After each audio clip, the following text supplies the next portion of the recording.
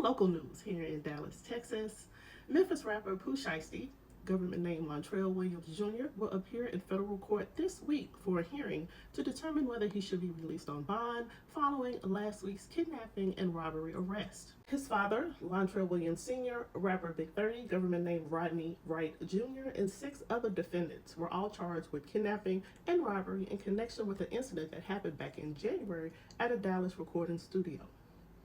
People heard kidnapping and thought that they snatched Gucci Mane up and threw him in the trunk. In this case, kidnapping refers to restraining people with intent to prevent their liberation. So you're stopping somebody from leaving.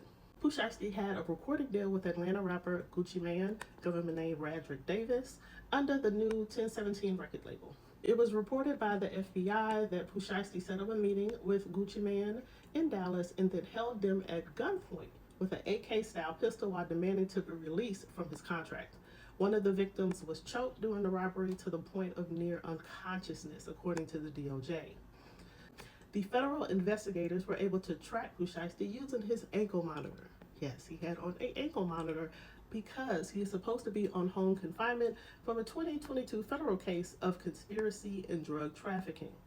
Photos of the suspects were posted on social media along with some of the items that they are accused of stealing, such as watches, jewelry, and cash. Rapper Big 30 appeared in a Memphis courtroom where he was granted $100,000 bail in order to remain on home detention, but he is still allowed to continue working. Montrell Williams Sr. also appeared in a Memphis courtroom, and the judge ordered that he be taken to jail in Dallas, Texas. Convicted, each defendant faces up to a sentence of life imprisonment, according to the DOJ.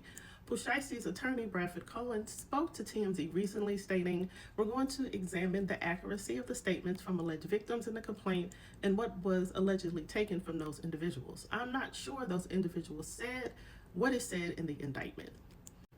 Gucci Mane has not made a public statement since this story came out. I find this case interesting because, number one, this is not Suge Knight and Eazy-E. You cannot show up and threaten people to sign a contract. It voids the contract if it's signed under duress. Pooh Shiesty has an ankle monitor on, so there will be no argument that he was actually in this studio when this alleged incident happened.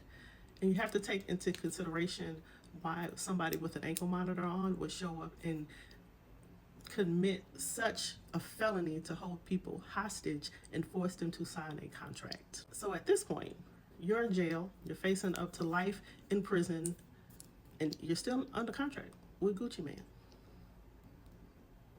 Until next time.